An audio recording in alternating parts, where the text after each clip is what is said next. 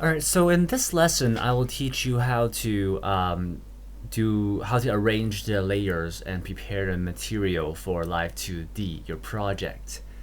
Okay, so here is in Photoshop, and let's say you have drawn your character like this, and I am assuming there are a couple of things that, assuming how you would draw as a naturally as a 2D artist. First of all, you may have your what do you call it, the outline file and the inner file, the color file separated. So like here, if I zoom in a little bit, most of the time you would have one layer of just the outline and then one layer of just the color, and then you have more colors on top of them, different layers that are using clipping mask. And so you got these separated, and just this body there are around 7 layers with colors and outlines separated. Now you're supposed to have them all merge up before you move them to Live2D. So if you're at this point, if you're looking at your source file, perhaps first save it as a separate individual PSD in case you overwrite something that you shouldn't be.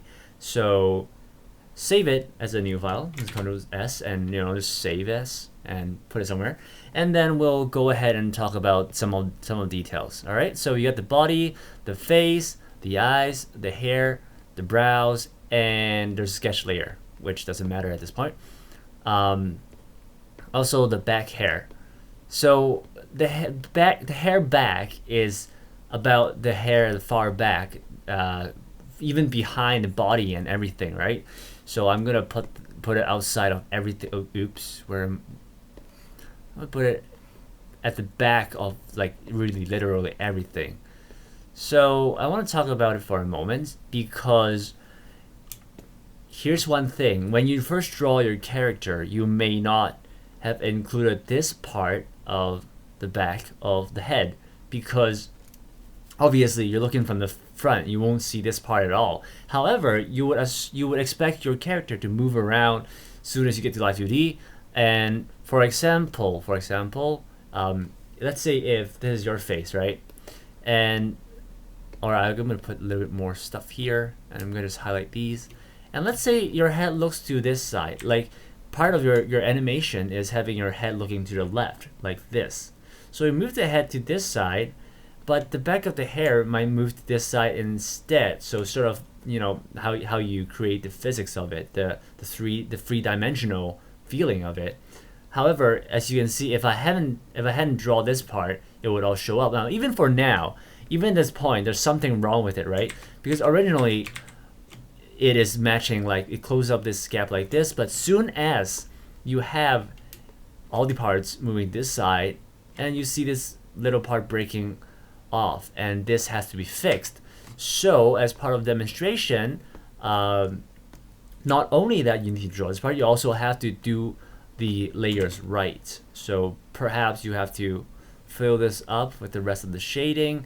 In case it does show, it would be accurate. It wouldn't look broken or glitchy or whatever. So sort of like that. And you can't leave these parts out because unlikely you show all these parts, right? It's weird if you just draw like a donut and just empty this in the middle. So just draw the whole thing. It's not much anyways. And other than the back hair, the face is also another thing. You need to have the forehead and above. Well, you don't have to go all the way to the top, but at least expect this, like this much. At least expect this much to have it drawn in case it does show like these parts. All right. So everything else, for like example, the hair, everything that has this individual movement physics, you should have them in separate layers.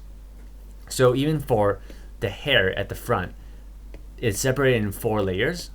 You have the right side strand and the left side strand. Now I'm calling this right and this left because as a general rule in Live2D, everything is in reverse. Left and right is in reverse. You speak as if you're the character and it is you say that this side, although from the viewer it's the viewer's left side, to the character it's her right side. So this is the right strand, this is the left strand, and so since I have them move separately, separate from the rest of the hair and also these parts, each has their own layer. Alright, so that's a general rule. And so I have these front hair, I have the back hair, I have the face. Now I want to talk about the eyes, because the eyes is the other tricky part. So for the eyes, it has a lot of layers, because first of all, there are three main parts, namely the eyelashes, the eyelids, and the eye content. So I'm gonna first talk about the eye content. There should be the left iris, the right iris, and also the eye, what they call the eye white. And I think Live2D called the iris the eyeball, but I don't, it's kind of weird to call it eyeball. So the iris, and note that those white dots or any reflection lights, spotlights on the iris should be in separate layers for more dynamic purposes. And that's about it for eye content. This one is very simple. And for the question is, what are you gonna do with the eye white? Now, normally when you draw the character in the natural state, the normal state, and the eyes would not be completely open, I assume, unless that's how default. But otherwise, most of the time, the character's eyes is not completely wide open. However, once it's animated, you might give some emotions, and maybe it might be in, for say, like shocking or angry or happy. It might have her eyes wide open, and that's why you need to draw the extra parts of the eye white, and also the iris as well, because you're expecting the iris to move around to follow the mouse action, right? Like this. So you should have them in separate, like you should draw the whole part, the whole circle of it, just in case if it looks like if it looks at the down, like the lower part, then you would also have these part drawn already, or else it will be empty. So you got this part all drawn. However, they're breaking off, like they're breaking out of the frame, and it looks weird. And also, as soon as you get to the eye blinking, obviously the eyelash is going to cover, it's going to drop down, but you do not want to do the eye blinking by squishing the iris or the eye content. You shouldn't be, like, say, free transform. What am I looking at? Oh, actually, I'm referring to the eye white, or I can do the whole icon. Yeah. Let's say eye content free transform. You don't want to do a blinking like this. You see? You thought you just follow the have the eye content following the eyelash to drop down. It wouldn't make sense at all. So what you need for blinking purposes and covering the excessive parts, you need what it's called the eyelids or eye cover. And now I'm going to turn down the face opacity so you can see clearly what the eyelids are about. You're looking at the two upper parts, left and right, and two lower parts. Now the upper part is more straightforward. You can do sort of like a rectangular-ish thing. Just make sure the bottom part cuts off along with the eyelash, and you can do around this shape is fine, simple and straightforward. But for the lower part, you want to do like a crescent or a sort of banana shape, and it works better if you later on if you have to do some eye blinking and it has to shift up a little bit, and it's going to distort the shape, right? And so doing in this shape, it's usually safer, but you might still see some glitchiness, but overall it's going to be better. So do a little banana down there, and how to take this part. How do you know what color and what shading it is? Well, it's pretty simple. Just go to the face layer. All right, I turn it back up. What I did was I go to the face layer and I just select a rectangle, and then I just copy and paste over to a new layer, and then I erase off the excessive parts. What's remaining, it's what I have right now. So that's sort of how you do it. Just make sure So it should be exactly matching the normal state face in terms of color and shading. And that's pretty much for eyelash. Make sure you have the eyelids. Make sure you have the you make sure you have them in different layers in separately. Well, you can put them together, but it's not safe. Yeah, I'm just gonna put it that way. So like for me, I have the top left, top right, everything separated for the eye cover. Now for the eyelashes, you will not imagine, but apparently the upper eyelash, the side eyelash, and the bottom eyelash should be all separate. And that's because when you blink the eye and you add animation to it, this little part here, would behave differently as the rest of it. So you have this part and this part separated, and this part as well, so that they can perform their own function. So I got at least 6 layers in total just for the eyelash. Alright, so I got the hair, the eyes, the face. Yeah, I should do the mouth, but this character, I forgot. I should have prepared the mouth for it, like my older tutorials. Guess I'll do it next time since today's Monday. Yeah, I might add an extra lesson next class just for the mouth. But that's good for now. We got the hair, and the eyebrow is pretty straightforward. Just left and right. That's it. So here we have our character all, the layers all prepared. Now what we have to do is to make a texture map. All right.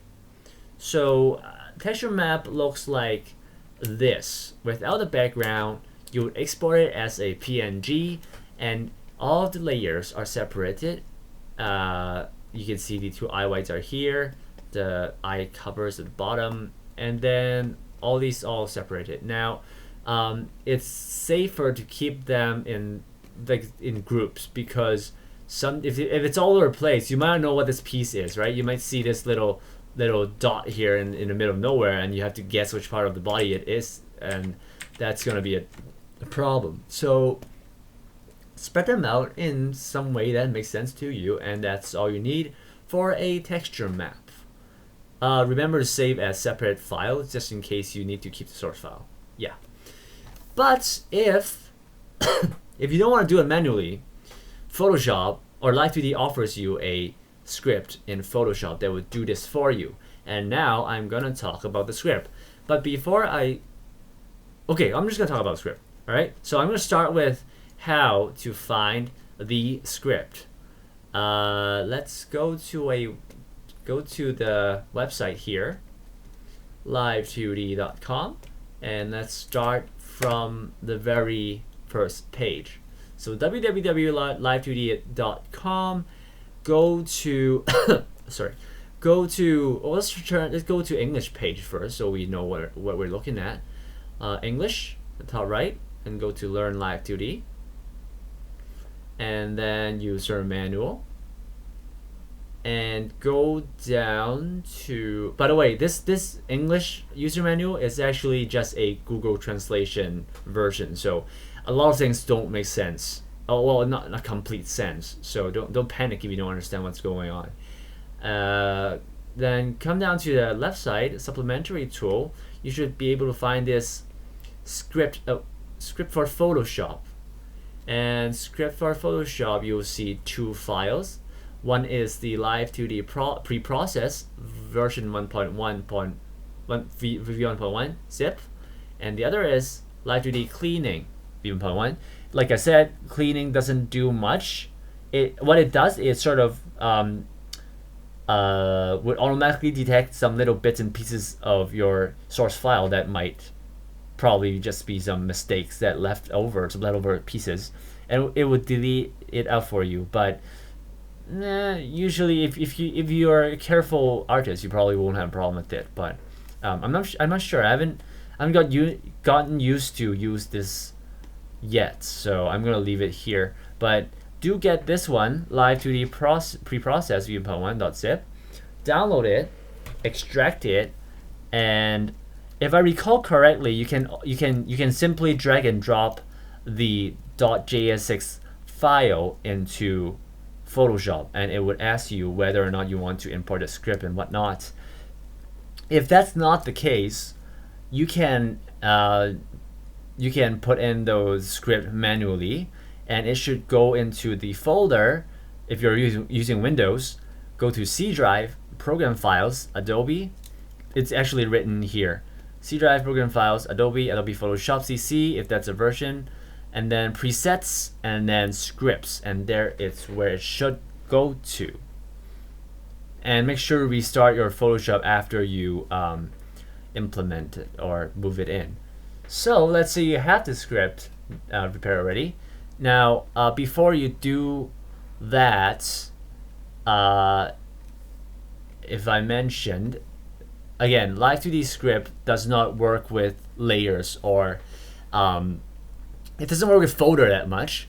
If it's layers, make sure you have them merge in the color and the outline, and also do not use any clipping mask, because Live2D will not understand that correctly. So have the clipping mask layers all merge in, and also don't use these multiply or screen or overlay. Don't use any of these effects because it would not transfer over correctly. So let's say you have everything separated like this version. You see there's no folder. Everything is still in the right order, because if say like if I have the iris all the way up, or if I have the eye white above the iris, then yeah, you don't see this, and obviously the ordering is wrong. So make sure the orders are all correct before you start doing this. Once you do get it right, like you're looking at it, this is fine, then you can go to File, go to Scripts, and then use Live2D Pre-Process V1.1. Click it, and you'll see it automatically scans every layer and does something to it that you don't see it. All right, that's fine. Now save the file, Control S, save it. Now let's try to import it into Live2D Modeler. Okay, so I'll have a new file open. Now, get the PSD you just saved, just drag and drop it in, and you'll see a pop-up right here, and it says PSD import. Now, in this video, you don't see it at all, because I just found out that my screen recording software does not show this part. It's somewhat Flash related, and I don't know, it just doesn't show it. So I have to ask you to add some imagination that currently you're seeing something, a big box here, and if you're, I hope you're doing it side by side along with this video, and you can see this as well. However, if you don't, just listen to this part. There's supposed to be a box about this big, and then here in the center you will see a preview of the texture map. And the crazy thing is, remember when we left PSD, it was still in one piece. But now what you can see is this texture map all sliced up for you, all mapped out for you, and it's perfect. And you can still add a little bit of auto correction to it. For say like to the left side, you can see there's some numbers to control, right? Texture size affects the total size of your texture map. I'm going by 1024, and margin between layers I'm using 20, and by default I think it checks the box for allow layer rotation. Do not use allow layer rotation. Probably not going to explain too much for now, but what it does, it sort of rotates some of the pieces 90 degrees just to save space. And until you're very comfortable with Live2D, I suggest you do not use allow layer rotation. So that's the one thing you have to care about. The rest just go by default. For polygons, you can go by interval points, 50 pixel. I don't think the default is 50, but 50 it's reasonable. 60 is more for lazy, but you might have to edit later on. But 50 to 60 is fine. Now, everything is ready to go, if just press OK, you'll see it. Because later on you can go back anytime. Just double click it or go to edit texture. And again, this is a box you don't see right here. But if you go to edit texture, you can go back to exactly where you were and work on the polygons. So don't worry about things. You just need to import it, press OK, and now you see everything is in pieces, in one piece, and also they're separately in the right order. And you got the polygons. As you can see, the polygons are all drawn out for me. No problem. I don't have to do anything manually at all anymore. If you do not have the script, you have to do the polygon manually. And as you can see right now, first of all, polygon drawing, maybe I should do another episode. Well, I can't do it in this episode on teaching you how to draw polygons, because I don't think, if I press this edit texture, I don't think you're seeing anything right here at the moment. I will look for a replacement for my video recording, and I will spend some time in explaining how to do polygons manually if you do not have Photoshop. But in general, if you've seen my older videos, I've already explained, you sort of have to do like a spiderweb-ish format. So triangle by triangle by triangle, sort of what you're seeing right now. All right. Even though it's a sphere, you want to do this kind of triangle allocation of those anchor points. And this is what is for the best use for Live2D to do animation. Spread them out equally. Around this number is fine. Less than this is also okay. But if you have too many of these, it's going to be really hard to control. Every bit you have to move, you need to control 5 to 6 anchor points, and that is hideous. So this is about the optimum amount of polygon and how to structure them.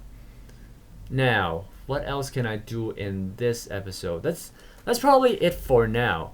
For next episode, I will cover some of the things I didn't mention this time, and hopefully I will have my recording all fixed. Yeah, if I do not make it on Thursday, I might have to postpone it to Monday in case the recording thing goes too hectic. Hopefully everything goes fine. But anyways, have fun with your character, and I will see you next week. I mean, Thursday, right?